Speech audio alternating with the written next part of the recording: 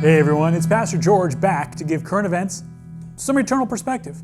Welcome to part 1 of our series, Acts of Faith. Have you ever thought about the word just? Not justice, not justified, but simply just. As in, what did you do last night? Oh, we just watched a movie. Do you have any plans? Just work. See, just is a word that we use to diminish the worth and value of something, or in the worst case scenarios, of someone. And the problem with the word just is that we often use it when we don't realize the larger impact a person or an action has.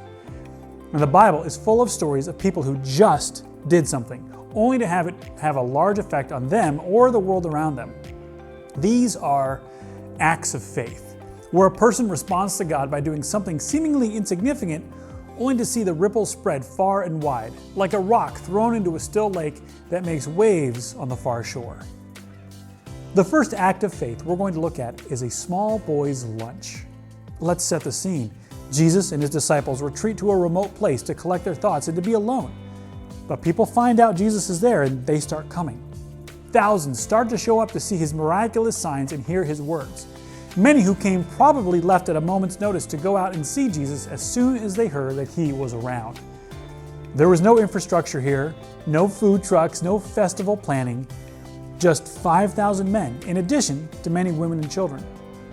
So Jesus begins to heal and teach them. And Mark 6 says that late in the afternoon, his disciples came to him and said, "This is a remote place and it's already getting late. Send the crowds away so that they can go to the nearby farms and villages and buy something to eat."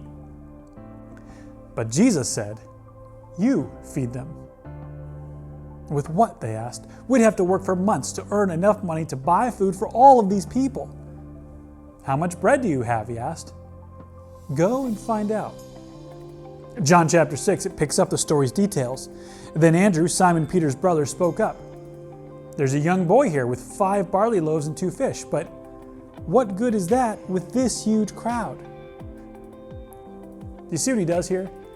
Now, Jesus tells the disciples to go and see what they have, and they say that the answer is just 5 loaves and 2 fish, a little boy's lunch.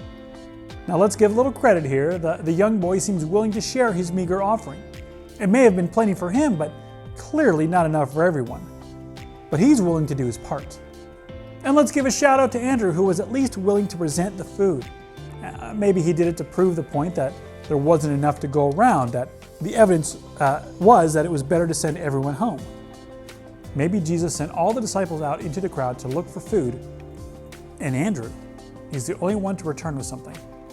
And disheartened, he looks around before and asks, "What good is it?"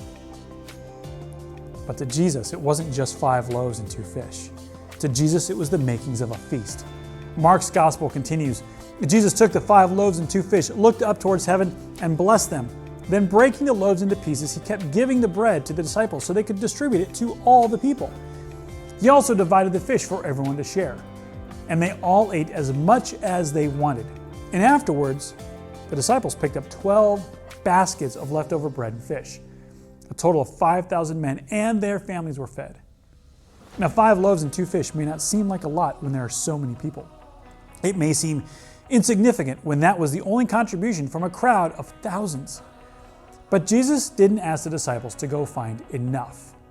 He asked them what they had.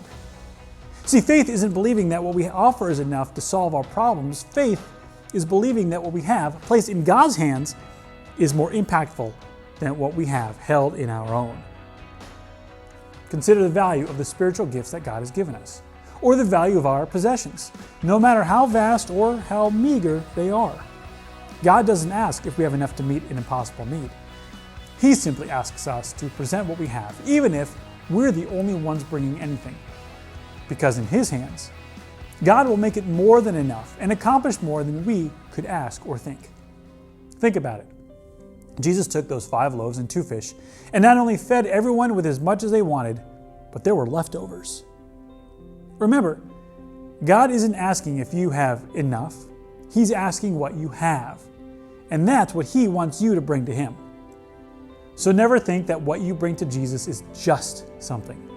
And never sell yourself short because you were just someone.